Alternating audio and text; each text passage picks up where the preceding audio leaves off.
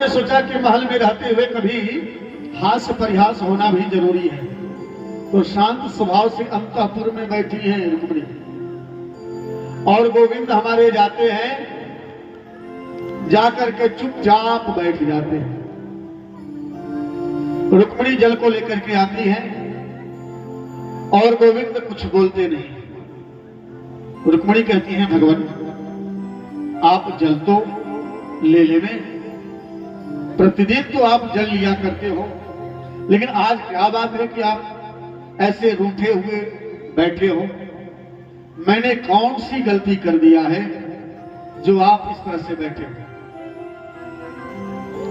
भगवान ने कहा कि आपने एक गलती किया हो तब तो आपने गलती पर गलती, गलती पर गलती, गलती पर गलती करती जा रही है और कह रही है कि मैंने क्या गलती किया है। हाथ जोड़ करके भगवती रुक्मिणी खड़ी है। भगवान ने कहा कि पहली गलती तो आपने यही किया कि जो मुझसे आपने विवाह किया, आप तो राजपुत्री थी, राजपुत्री इप्सिता,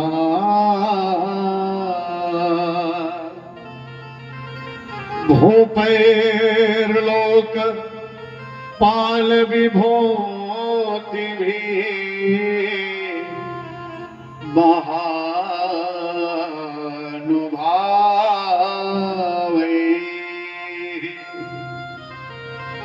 श्रीमध्ये रूपोदार्य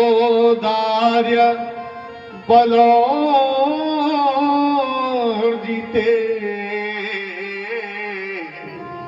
राजपुत्री इप्सिता। अरे आपको प्राप्त करने के लिए तो बड़े बड़े राजकुमार आए और आपने मुझे वरण किया। मेरे अंतर्गत ऐसी कौन सा गुण आपने देख लिया जो इतने अच्छे अच्छे राजकुमारों को छोड़ करके इस ग्वारी के साथ आपने विवाह किया? प्रभु ने चेहरा देखा और सोचा कि रुक्मिणी के चेहरे पर जो है कोई फर्क नहीं पड़ रहा है, मुस्कुरा रही। तो फिर तो भगवान ने फिर दूसरी बात कहा कि आप विवाह इसलिए की होगी कि मैं बहुत बलवान हूं, तो मैं बलवान भी नहीं हूं। मेरे जैसा तो भगोड़ा इस सृष्टि में कहीं कोई नहीं होगा। राजेभ्यो बिभ्यतः शुभ्रो समुद्रम शरणं गतान् फलवद्धि कृतदेशान् प्रायस्त्यक्तन निपासनान्। मेरे जैसा डरपोक आदमी तो कहीं होगा ही नहीं जो एक युद्ध भूमि को छोड़ करके मैं समुद्र की शरणागति को स्वीकार किया, है ना? फिर भी जो है रुक्मिणी कुछ चेहरे पर कोई प्रभाव नहीं पड़ता। अजी तुम कहोगी कि मैं विवाह इसलिए कर लिया कि मैं बहुत सुंदर हूं, तो देवी मैं इतना सुंदर भी नहीं हूं जो तुमने विवाह किया। मेरे जैसा काला कलूठा तो कोई है ही नहीं है। फिर भी कुछ नहीं समझ में आता है भगवान को। भगवती मुस्कुरा रही है। फिर तो भगवान ने कहा कि मुझको भजने वाला जो है सदा सदा कंगाल होता है। कुछ नहीं बोलती, मुस्कुरा रही है। भगवान ने कहा अजी विवाह आपने इसलिए किया होगा कि मेरे माता और पिता बड़े अच्छे हैं, तो मेरे माता पिता का भी कोई पता अता नहीं है ना? अगर देवी आप चाहो, आज भगवान ने ऐसे वाणी बोल दिया है जो जगत की कोई भी स्त्री अपने पति के मुख से नहीं सुनना चाहे। देवी अगर आप चाहो तो शिशुपाल के साथ तुम्हारा विवाह आज भी मैं करा सकता हूं, तू तैयार तो हो जा। अब तो जब रुक्मिणी ने इतनी सी बात सुना, मूर्छित हो जाती है, गिर जाती है, और भगवान ने चतुर्भुज रूप को धारण किया है। एक भुजा से भगवती रुक्मिणी को उठाते हैं और दूसरी भुजा से पानी का छिड़काव करते हैं उनके मुख आभा मंडल पर। तीसरी भुजा से पंखे को चल रहे हैं भगवान, और चौथी भुजा से एक वस्त्र लेकर के उनके मुखार बिंद को वह पोंछ रहे हैं। जैसे ही मूर्छा से बाहर आई है रुक्मिणी, आज हाथ जोड़ करके खड़े हो गए और गोविंद की आंखों में आंसू आ गया। जब हाथ जोड़ करके रुक्मिणी खड़ी हुई है तो गोविंद की आंखों में आंसू आ गया है राजा। 1 घंटे के बाद होश आया है रुक्मिणी को।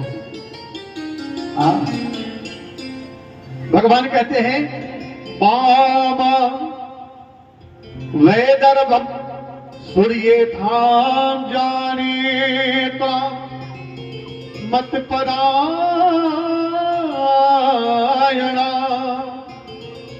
त्वद्दचः त्वद्दुकामेन शैल्या चरिता मंगले। देवी तुम बुरा मत मानो, मैंने तो थोड़ा सा मनोविनोद किया है तुम्हारे साथ। मनोविनोदी रहा हूं ना पहले से ही, और तुम बुरा मान गई। भगवती कहती है कि प्रभु मैं जानती हूं कि आप मनोविनोदी हो। आपने मुझसे कहा ना कि मैं इतना सुंदर भी नहीं हूं, है ना? सत्य भयादिव गुणेभ्य उरुक्रमांतः सेते समुद्र उत्लंभन मात्रयात्मा नित्यम कदिन्द्रिया गणे कृत विग्रहस्त्वं तत्सेवक निपपदम विधुतम तमोधमम्। प्रभु आप जिस हृदय में अविद्या, अस्मिता, राग, द्वेष, अविनिवेश आदि बैठा रहता है, उसके हृदय में आप कदापि नहीं वास करते हो, है ना? अरे उन ब्राह्मणों ने तो आप वो जो है मुझसे भेंट कराए हैं, उन ब्राह्मणों ने आप ही कहते हो कि विप्र प्रसाद धरणी धरो हम विप्र प्रसाद कमला बरो। तो जब कमला का वर्ण आपने ब्राह्मण के द्वारा किया है, तो अगर उन ब्राह्मणों के प्राणों की रक्षा करने के लिए समुद्र की शरणागति को स्वीकार किए, तो प्रभु आपने क्या किया?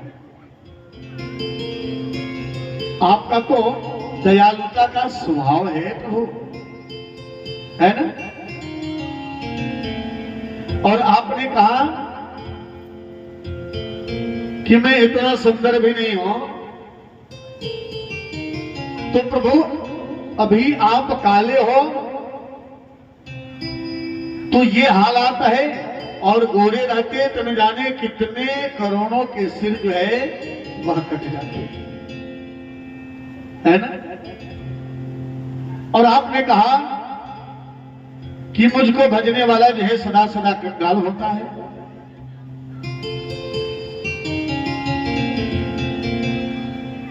तो आप जिसे मिल जाइए उसे और धन मिले या न मिले।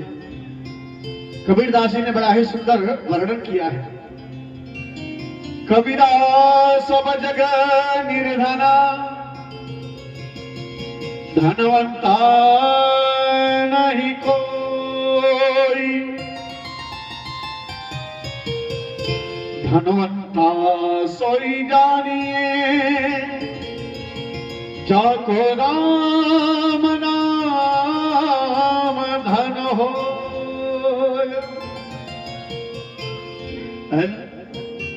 मीरा बाई ने अलग जगा दिया मेवाड़ में। पायो जी मैंने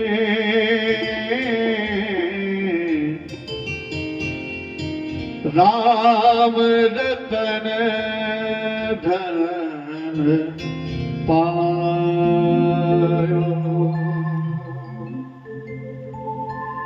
बोले भक्तवत्सल भगवान की।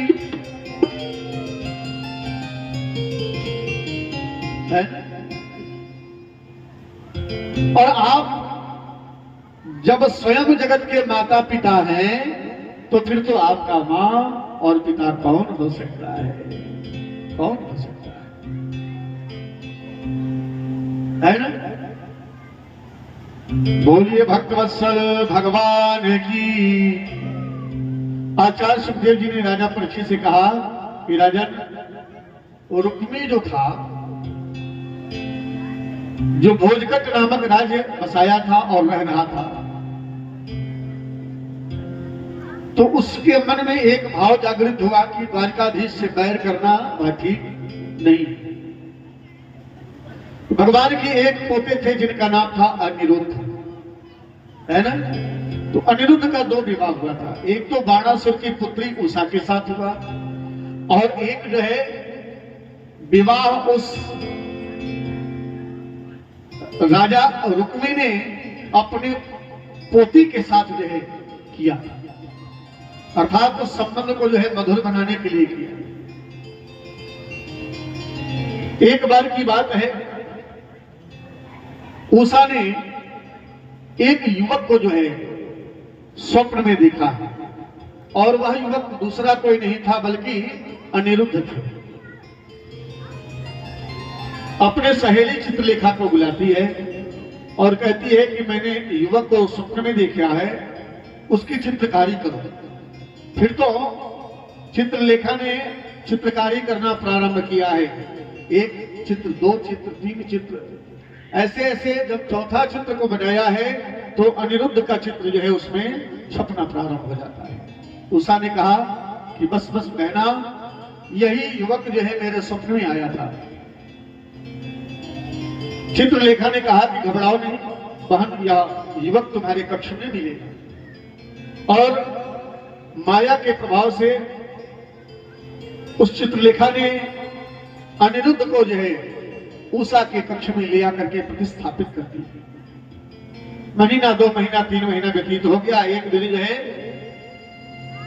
पुरुष की आवाज आई, बस बाणासुर जो है गुप्तचरों को लगा दिया और जब देखा कि पुरुष है, कोई युवक है, तो पता लगाया। और जब पता लगाया तो पता चला कि यह द्वारकाधीश का पोता है अनिरुद्ध। बस बाणासुर ने क्या किया, द्वारकाधीश के ऊपर जो है चढ़ाई कर दी। द्वारकाधीश भी रणभूमि में आ गए और युद्ध प्रारंभ हो गया। जब बाणासुर ने देखा कि अब मैं हार जाऊंगा तो उसने भगवान शिव की स्तुति किया और भगवान शिव से कहा कि प्रभु, अब इस द्वारकाधीश से मुझे कोई नहीं बचाने वाला है सिवाय आपके, आप मेरी मदद करो। और भगवान भोलेनाथ जो है बाणासुर के तरफ से जो है द्वारकाधीश से युद्ध करना प्रारंभ कर देते हैं। देवता सारे स्तब्ध हो जाते हैं कि प्रभु, आप दोनों आपस में इस तरह से लड़ेंगे तो सृष्टि का तो विनाश हो जाएगा। बस भगवान शिव को ब्रह्मा ने इशारा किया और भगवान शिव की इस सारे समझ जाने का परिणाम यह होता है कि भगवान विष्णु ने, द्वारिकाधीश ने उस बाणासुर का अंत किया है ना। जैसे ही भगवान शंभु उसके सामने से हटते हैं, बस भगवान ने प्रहार किया है और बाणासुर का अंत हो गया है। बोलिए बाणासुर मर्दन भगवान की। इस तरह से अनिरुद्ध का 2 विवाह हुआ है। और आज भगवान 15 वर्ष के हैं और उनका पौत्र जो है 30 वर्ष के और पुत्र जो है 60 वर्ष के है ना। भला ऐसा भी कभी होता है क्या? बोलिए भक्तवत्सल